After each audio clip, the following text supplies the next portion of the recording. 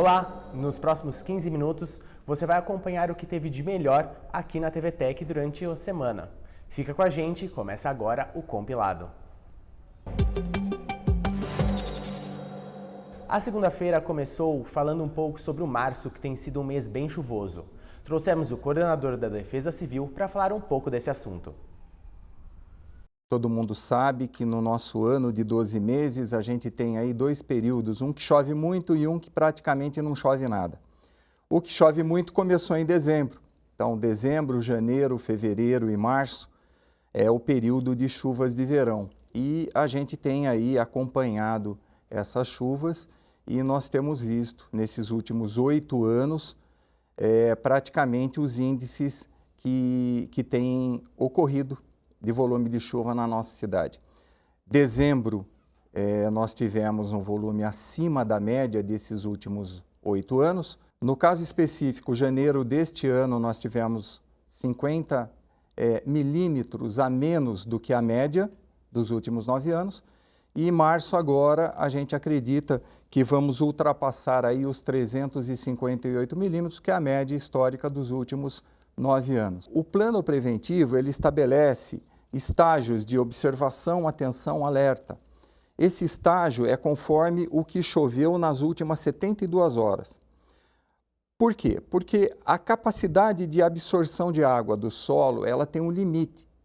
Quando você tem uma chuva de mais ou até 80 milímetros em até 72 horas, nós estamos no estágio de observação. É um estágio normal e o estágio de observação, ele simplesmente nos dá a situação de monitorar os locais que estão havendo chuva.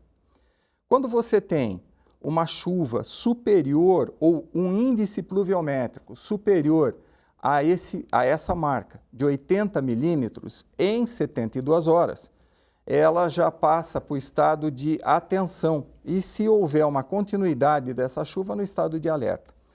Por que 80 milímetros? Porque o solo da nossa cidade, o solo de Jundiaí, ele é permeável até 80 milímetros de chuva num período de até 72 horas.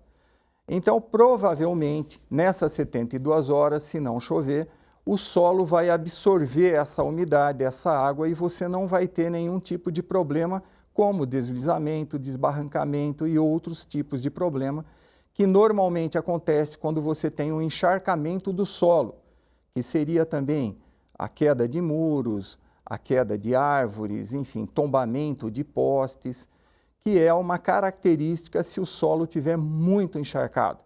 Então, esse limite de 80 milímetros, ele é o sinalizador do nosso estágio, se estamos em observação, atenção, alerta ou alerta máximo, se você tiver um volume muito grande de chuva em curto espaço de tempo. O PAT está passando por uma reestruturação. Na terça-feira, fomos até lá para acompanhar um pouco dessas mudanças.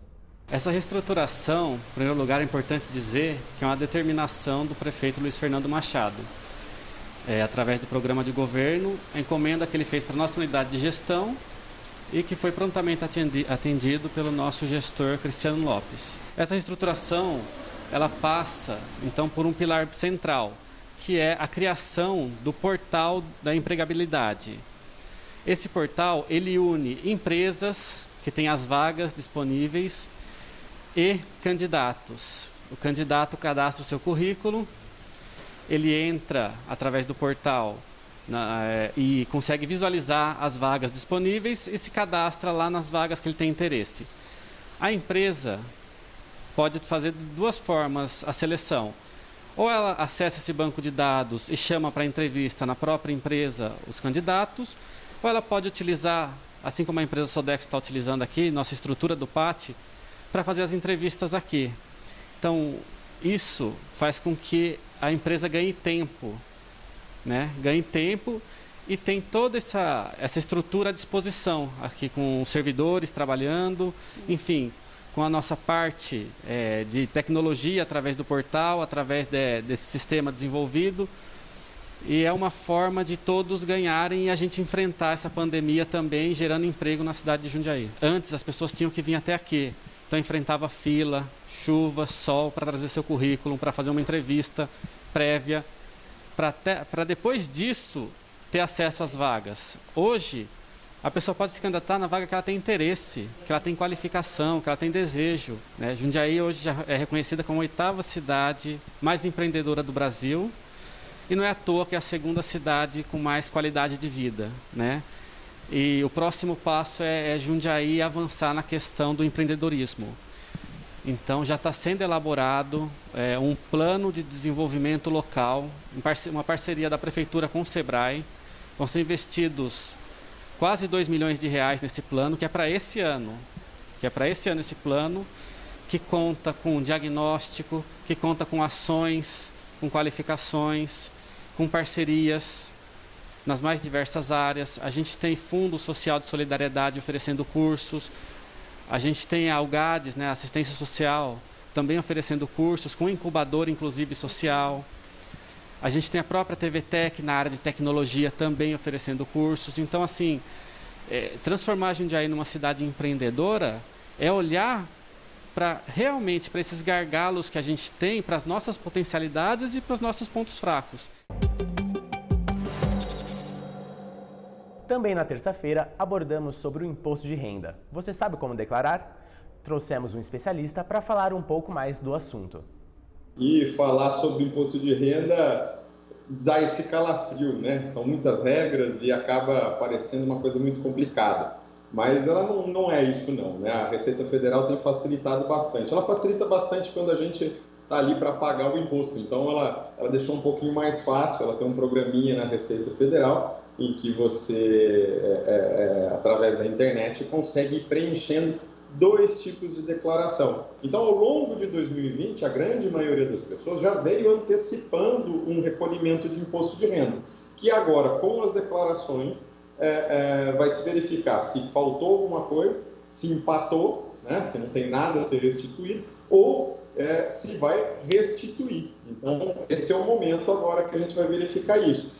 E exatamente por isso que é importante saber, primeiro, quais são os tipos de declaração que a gente tem e, dentro delas, o que a gente pode declarar para abater aí um pouquinho do imposto de renda, reduzir o valor a ser recolhido ou até mesmo aumentar o valor a ser restituído, de acordo com o que já foi antecipado no ano passado. Dentro dessas 2 declarações, a gente tem uma declaração simplificada, em que a gente não fica estabelecendo o que vai ser reduzido. Essa declaração simplificada, ela é boa para quem? Para quem não tem, dentro das despesas dedutíveis que eu já vou falar, que não atinge até 20% do seu rendimento. Na declaração completa, é essa que a gente vai ver, o que pode e o que não pode deduzir. Então, aproveitando já a sua pergunta, despesas médicas, hospitalares, odontológicas, elas podem ser deduzidas, abatidas desse total que você teve de renda no ano passado. Ela não tem limite para isso. Agora, medicamento, aquele que você foi na farmácia e comprou, esse não pode ser abatido. Eventualmente, os medicamentos abatidos são aqueles que já foram faturados junto com o hospital, por exemplo, num tratamento hospitalar. Mas agora, aquele que você vai na farmácia e compra, não. Até interessante, pelo momento em que a gente vive de pandemia, até o teste de Covid. O teste de Covid, aquele comprado na farmácia, ou eventualmente adquirido de algum tipo de empresa privada, ele não vai poder ser abatido. Agora, aquele que foi feito um exame laboratorial, ou seja, pago por um laboratório, para um hospital, ou até mesmo para um médico, né, dentro de um tratamento médico, esse teste ele vai poder ser abatido do seu imposto de renda. Na quarta, um festival online de teatro produzido exclusivamente por crianças. Confere como foi essa entrevista. A ideia do festival é que a gente criasse uma base mínima, mas que toda a produção e toda a idealização do festival fossem levantadas por crianças de 9 a 11 anos de todo o estado de São Paulo. Fiquei super feliz em saber que nós, crianças, poderíamos organizar um festival. Aí eu fiquei super feliz. Aí eu gostei bastante, porque eu aprendi bastante coisa. A gente votou, a gente colocou notas para os festivais, né? A produtora da Catarse pegou uma parte de uma apresentação e aí a gente votou e tudo mais, como a gente gostou. E eu gostei bastante. A ideia é que elas produzissem mesmo, que elas criassem identidade visual, planejamento de divulgação. Elas fizeram a curadoria do festival, então são 21 espetáculos. O festival dura até o final de março. E a alegria e satisfação dos idosos que começaram a ser vacinados do grupo 77+. Fomos na quinta-feira até o Parque da Uva conferir como está o drive-thru. E aí, dona Lariunda, feliz, vacinada agora? Não acredito que eu fui vacinada já. Muito obrigada, viu? Esperando os próximos, os filhos. Eu já sou velha, eles que se viram depois. Tinha muita gente com dúvidas, né, em relação aos horários. Então, 77 a 79 só para quem fez agendamento, tá? Vale lembrar, tanto no Vacine Já quanto no agendamento pelo site app da Prefeitura de Jundiaí, aí pode comparecer. Quem não pôde comparecer nesses períodos que não fez o agendamento ou fez o agendamento e não pôde comparecer, tem que entrar em contato depois pelos telefones que são informados pela imprensa e no site da Prefeitura de Jundiaí ou também nas nossas redes sociais da TVTech. Você entra em contato e faz o seu agendamento. Quem é acamado pode pedir para ser vacinado em casa, quem tem alguma mobilidade reduzida. Ou ainda, quem não pôde ser vacinado, se não conseguir agora, aguarda a chegada das próximas doses, que não vai faltar vacina para ninguém. E na sexta-feira, para encerrar a semana, fomos até o Complexo FEPASA conhecer um projeto que promete trazer uma estação de trem até o local. William, a proposta partiu de Jundiaí, da Prefeitura, né, das unidades aí unindo o patrimônio, a cultura, para que venha essa parada para cá, que ao invés de parar na estação ferroviária, pare aqui no Complexo FEPASA. Agora existe todo um propósito para isso, e isso passa também não só pelo fomento da cultura, mas pela geração de economia, né, na cidade. Exatamente, é um movimento que envolve muitos atores, né? A questão da economia criativa, da cultura, do turismo, né? Que é muito importante para a nossa cidade. E esse movimento ele já vem acontecendo há algum tempo.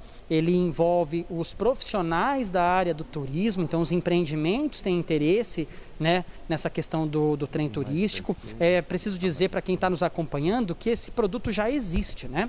O trem turístico já vem a Jundiaí e ele desembarca hoje na estação ali da Vila Arens, né? A estação da CPTM realmente. A nossa intenção, quando eu falo nossa, da Prefeitura de Jundiaí, é de trazer o trem até o nosso Complexo FEPASA, uma vez que agora no ano de 2020 nós aprovamos o plano de ocupação do complexo. Então nós temos um plano aprovado, lembrando a quem está nos acompanhando que o Complexo FEPASA é o único equipamento de patrimônio histórico da cidade tombado em nível federal. Então qualquer intervenção nesse prédio é necessária uma aprovação e nós tivemos essa aprovação do nosso plano em 2020 e agora nós entramos no momento de executar essas ocupações e uma delas é trazer o trem turístico para que ele desembarque aqui no complexo, traga ainda mais vida, ainda mais ocupação cultural, ainda mais economia e que a gente possa dar os próximos passos na ocupação desse espaço que é tão importante para a nossa cidade. Nós temos, Ana, recursos para empregar aqui de várias áreas, recursos federais para a contemplação aqui dos nossos telhados. Nós temos alguns recursos municipais que estão sendo empregados, mas esse em especial que você citou é um recurso de aproximadamente 278 mil reais para que a gente possa recuperar exatamente essa plataforma, que é uma plataforma de carga, que foi uma plataforma de carga da companhia, mas que ela seja adequada a recepcionar os passageiros que venham pelo trem turístico.